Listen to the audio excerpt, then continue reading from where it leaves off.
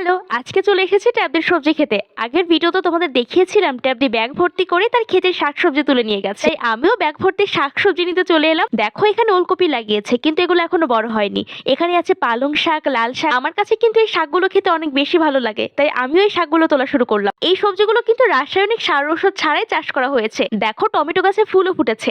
আরো আছে ধনিয়া শাক, বাটি শাক, আরো আছে শিয়াল কাটা। হাত দিলেই কিন্তু আমার মতো খোঁচা খেয়ে যাবে। এখানে বেলের শাকও আছে। এই বাঁধাকপিগুলো এখনো বড় হয়নি। মোটামুটি শীতকালীন প্রায় সব সবজি এই খেতে চাষ করা হয়। আমরা এখান থেকে সব ধরনের শাকসবজি তুলে নিলাম গামলা ভর্তি করে। সরিষা ফুল ঝরে সরিষা হতে শুরু করেছে। আমি আর ভাই তাই কিছু সরিষা ফুলও তুলে নিলাম। দেখো এখানে আবার আলু গাছও লাগিয়েছে ট্যাবদি। এরকম একটা সবজি ক্ষেত থাকলে বাজার থেকে কি আর বাজার করা লাগে বলো? শীতকালে কিন্তু গ্রামের প্রত্যেকটা বাড়ির উঠানে এরকম ছোট ছোট সবজি ক্ষেত দেখা যায়। এই দেখো আমি ব্যাগ ভর্তি করে আড়াই পেঁচে শাক তুলে নিয়েছি।